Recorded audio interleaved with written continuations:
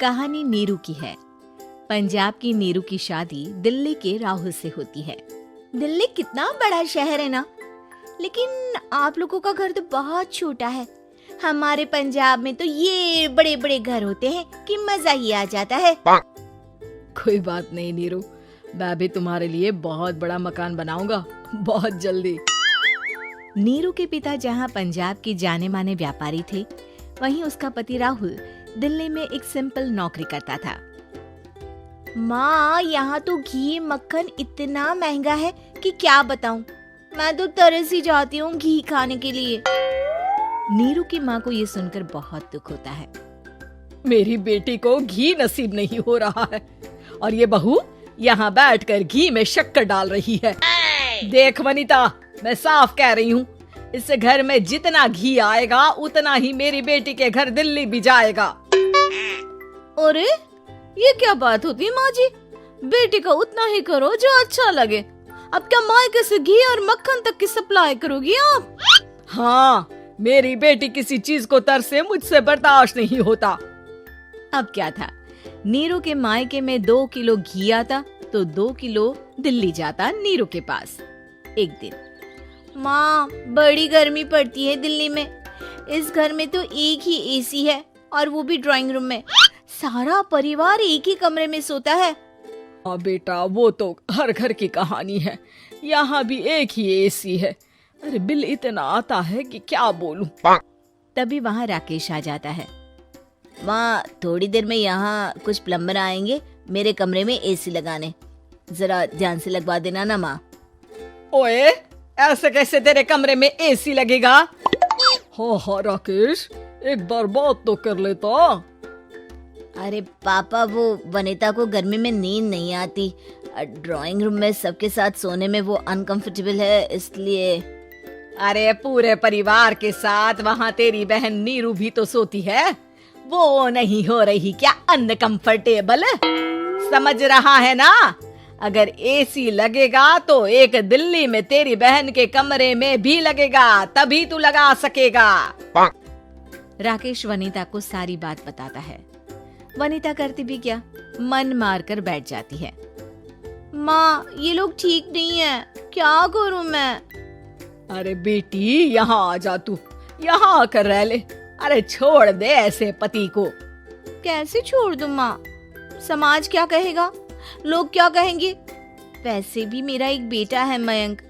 अरे हटा बेटा, तेरी उम्र ही क्या है? इतनी परेशान रहेगी तो काम कैसे चलेगा?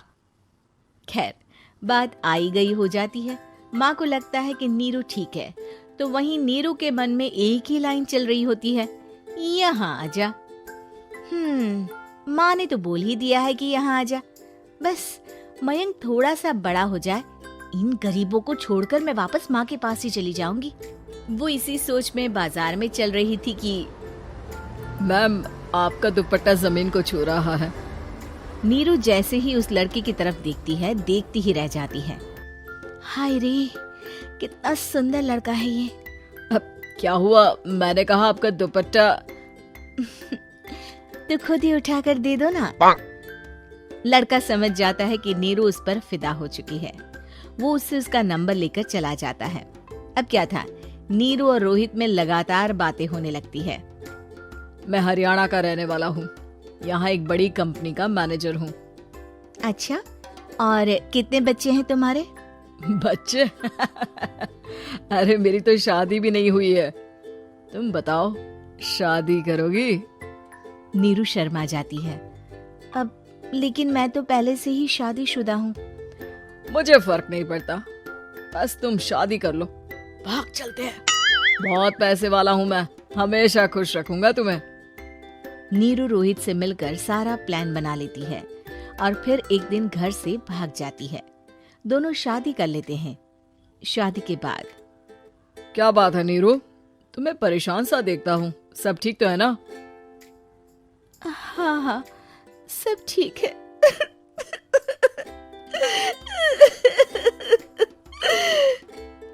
ये कहते कहते ही वो रोने लगती है।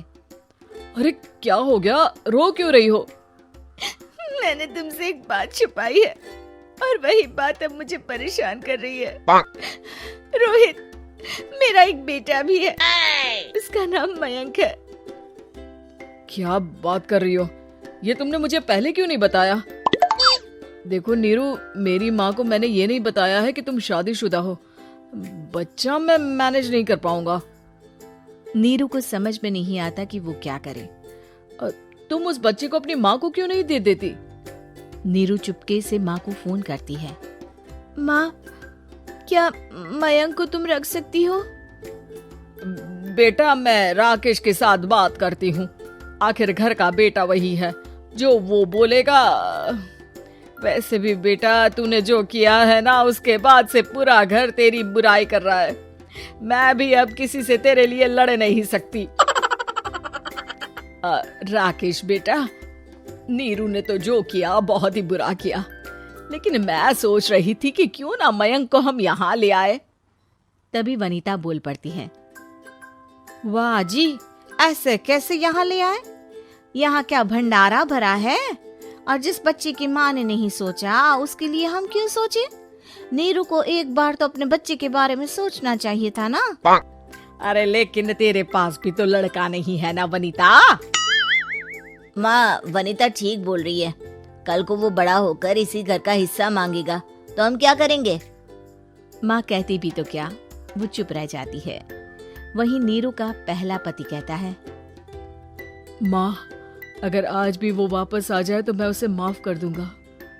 बेटा, गरीबी चीज ही ऐसी है, क्या करेगा?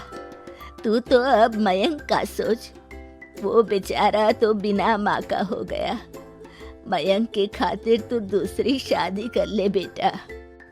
लोगों के लाख समझाने के बाद नीरू के पहले पति की शादी रिद्धि से हो जाती है, जिसके पहले पति से 2 बच्चे होते हैं। देखो जी, मैंने शादी सिर्फ बच्चे के खातिर की है। मैंने भी शादी सिर्फ बच्चों के खातिर की है। वहीं नीरू के दूसरे पति के मन में ये बात घर कर जाती है कि नीरू एक मासूम बच्चे को उसके खातिर छोड़ कर आई है। अब देखो नीरू, मुझे लगता है कि जो औरत अपनी कोख का बच्चा छोड़ सकती है, वो तो कुछ भी कर सकती है। कल को तुम्हें मुझसे अच्छा कोई मिल गया तो तुम तो मुझे भी बाय बाय कर दोगी ना। नीरू को अब उसका दूसरा पति ताने देना शुरू कर देता है।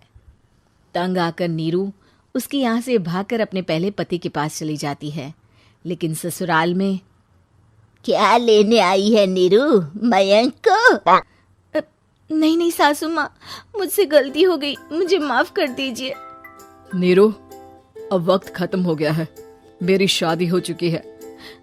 तो छोड़ दो ना उसे, हमारा बच्चा है।